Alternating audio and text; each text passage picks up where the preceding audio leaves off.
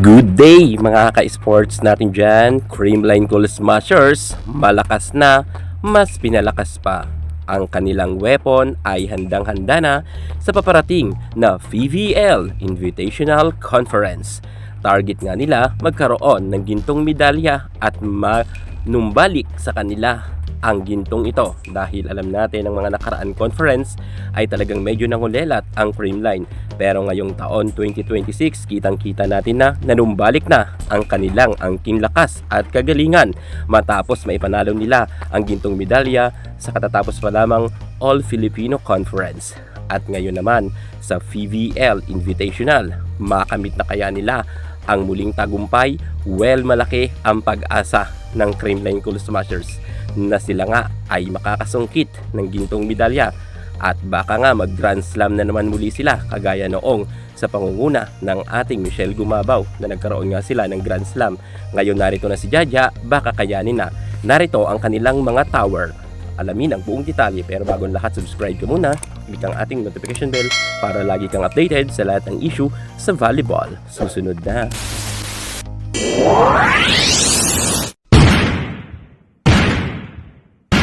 Middle blocker ng Creamline mas pinalakas. Unahin na nga natin dito ang kanilang bench player na si Michelle Gamit na meron ngang 5'8 na height. Sa totoo lang, magaling naman itong si Gamit pero hindi siya masyado nabibigyan nga ng pagkakataon na maibabad dahil marami kasing mga players na talagang mas angat sa kanya. Gayunpaman, meron ibubugayan si Michelle Gamit. Noon naman ay binababad siya at palaban naman ito.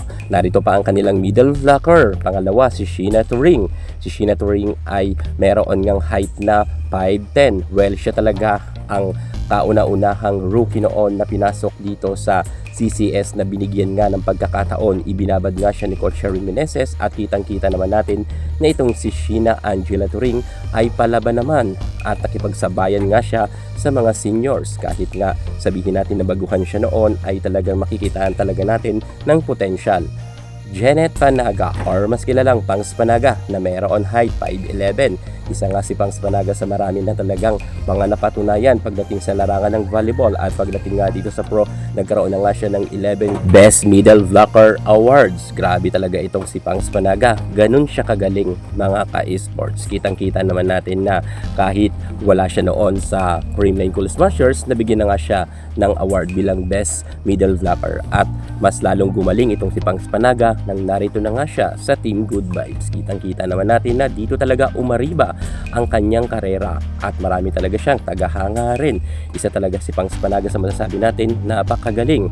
At narito pa ang isa sa mga magaling natin na middle blocker, middle attacker, si Isabel Beatriz De Leon or mas kilala sa Bea De Leon.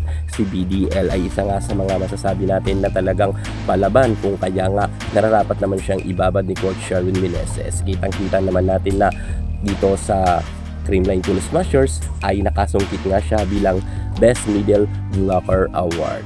Sa ibang team na napuntahan niya sa pro ay never niya nakuha. Dito talaga umariba rin at nag-shine ang kanyang karera sa CCS. At narito pa ang ating Maria Danica Celis or mas kilalang bilang Nika Celis na meron naman height na 5'10". Bagamat nasa bench warmer siya at hindi nga siya nabibigyan pang pagkakataon para maibabad talaga ng husto or mapabilang sa 4-6, pero may ibubugayan si Nika Celis. Hintayin na lang natin siya.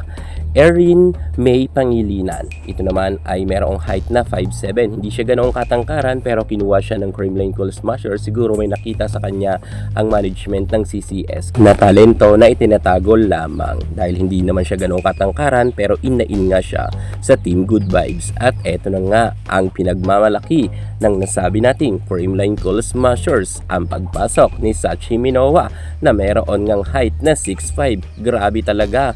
Tower na tower talaga to mga ka-esports.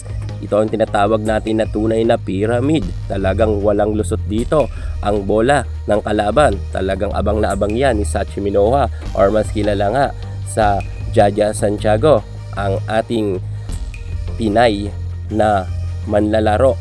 Sa kanyang pagbabalik ay narito na siya sa CCS. Pumirma na ng kontrata at tunay nga na ka-Team Good Vibes na siya.